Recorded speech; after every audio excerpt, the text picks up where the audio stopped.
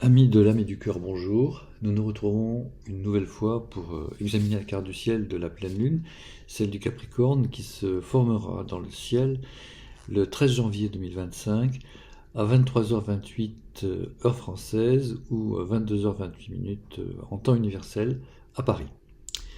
Alors nous retrouvons la même structure que lors de la nouvelle lune, le modèle en bol, qui est un modèle de crise. Donc toutes les planètes, les 10 planètes sont groupées dans un espace qui se situe entre 180 et 190 degrés. Ici c'est un petit peu plus, autour de 200 degrés, mais c'est un bol.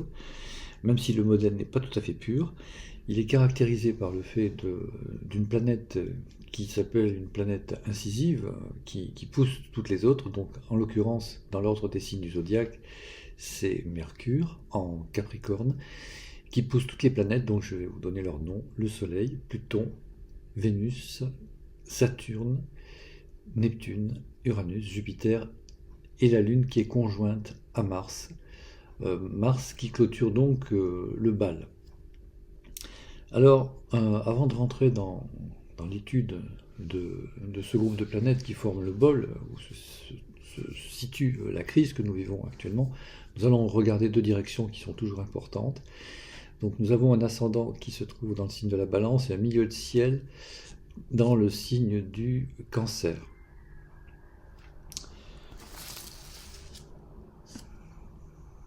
Alors, donc, on peut voir des énergies qui jouent un peu le rôle de dominante dans cette période qui entoure la pleine lune.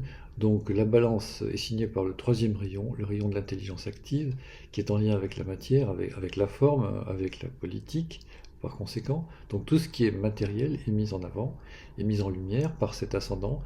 Et ce qui doit être fait, le travail qui doit être accompli durant la période, est signé par le signe du Cancer. Donc le Cancer qui est plutôt en lien avec le septième rayon, mais pas que. Le troisième rayon, le rayon de l'intelligence active, qui vient compléter le septième, le rayon de l'ordre et de la magie cérémonielle.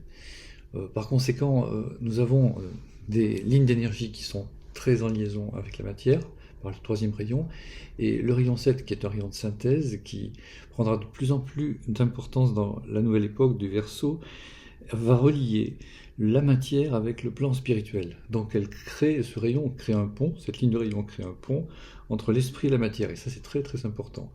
Et ce signe du Cancer qui apparaît au milieu du ciel montre l'effort qui doit être fait pour relier ce qui, jusqu'à présent, notamment durant l'ère des Poissons, a été opposé d'une façon définitive. Donc c'est une phase de réconciliation qui s'ouvre là maintenant et sur laquelle il faut travailler de plus en plus consciemment pour résoudre les problèmes qui se posent à chacun d'entre nous dans la famille humaine. Alors revenons sur ce bol en fait qui nous accompagne depuis longtemps, puisque c'est une configuration, c'est un modèle planétaire que nous avons souvent retrouvé. Donc ce bol planétaire commence par Mercure, planète incisive qui est à la manœuvre, et c'est lui qui est la planète qui domine en fait la période. Donc tous les aspects, je dirais, liés au mental sont mis en avant. Et en lumière, c'est lui qui va constituer notre levier pour résoudre toutes les équations complexes des planètes. Et notamment le rapport avec Mars qui pose le problème majeur de la période, le problème du conflit qui va jusqu'à la guerre sur le plan physique. Voilà, donc Mercure va utiliser son intelligence. On retrouve ici la notion de mental, qui était déjà présente dans le rayon 3, qui domine en fait la période. Donc ce mental va être l'outil privilégié pour tenter de résoudre les problèmes. Est-il le bon outil? La réponse va dépendre de notre capacité à nous aligner avec l'âme. Si le mental reste enfermé sur lui-même, la réponse est non, il va poser des problèmes et ne pas trouver les solutions. Si en revanche, notre mental s'ouvre à la lumière de l'âme par une attitude, on va dire, plus spirituelle, en cultivant la méditation par exemple, il va recevoir de nouvelles idées qui vont l'aider à envisager les problèmes autrement. Et cela, c'est important. Alors, quels sont ces problèmes? Ben, ils sont toujours révélés par Mars, qui n'a pas vraiment changé sa nature, donc il pose des problèmes en maison 10, donc au cœur du pouvoir, hein, et en signe du cancer, donc au niveau de la nation, au niveau de la famille humaine en général, l'humanité, et où il est en chute, puisque Mars en cancer est en chute, et il est conjoint à la Lune. C'est un aspect intéressant, d'une part parce que en lui-même, il est porteur de sens, et ensuite parce que vous avez beaucoup de lignes qui partent de cette conjonction qui va se former au moment de la pleine lune avec d'autres planètes. Et donc Mars va interagir de manière négative ou positive avec d'autres planètes comme Uranus, qui est important, comme Neptune, comme la conjonction qui se trouve en face du Soleil et de Pluton. Et il va être également, cette conjonction Mars-Lune va être également en aspect avec la lune noire moyenne, donc la licorne, qui représente un endroit du thème important, même si la licorne la lune noire moyenne est un point fictif, pour résoudre le karma du passé, sur lequel nous reviendrons dans un tout petit moment. Donc cette conjonction qui se forme au moment de la pleine lune montre en fait un état du peuple en révolte, une révolte populaire, qui est en vis-à-vis de la conjonction du Soleil, donc du pouvoir pratiquement monarchique, donc le Soleil en Capricorne, au sommet de l'État, qui est conjoint à Pluton, qui représente en fait d'une manière générale les forces occultes, mais plus particulièrement et plus concrètement la finance. Donc le pouvoir politique est en lien avec la finance. Le peuple est donc en vis-à-vis de ce pouvoir. Donc on reconnaît aisément dans la conjonction Soleil-Pluton l'oligarchie financière et occulte, et en face un peuple qui n'a finalement que son énergie à opposer à cette oligarchie. Donc la question qui va se poser, c'est comment cette résistance va-t-elle s'organiser, cette résistance populaire qui vise à remettre le peuple à sa place, puisque ne l'oublions pas, dans la constitution de notre pays, le peuple est souverain. Et il y a eu un renversement du fait de la démocratie représentative que nous vivons, où les représentants ont pris l'ascendant sur le peuple qui les a élus. Donc il y a là un gros problème. Ce divorce entre le pays réel et ses représentants a une origine karmique. Nous l'avons évoqué il y a un tout petit moment. Cette origine karmique, elle est illustrée par le T carré de la conjonction Lune-Mars avec la Lune noire moyenne et avec le Soleil qui est conjoint à Pluton. Alors rappelons qu'un T carré montre trois planètes, ou trois groupes de planètes, qui sont en opposition ou en carré. Donc cela forme une espèce de grand triangle, un triangle aisément reconnaissable, où vous avez une planète qui est en carré avec deux autres. Et là, en l'occurrence, avec quatre autres. Donc cela crée une tension qui, lorsqu'elle est en signe cardinal, ce qui est le cas ici, génère de la violence. C'est donc très inquiétant. Il est par conséquent très important de ne pas sous-estimer la valeur de ces planètes dans le thème. Parce que nous sommes à un moment qui est non seulement décisif, mais explosif. Et ce T carré en fait signe un karma, donc, qui est hérité du passé, qui est violent, et même extra-violent. Et ce karma, personnellement, je le situe au moment de la Révolution française qui a aboli la monarchie de manière violente, comme l'on sait, puisque elle s'est terminée par un régicide et par l'établissement, la fondation de la République.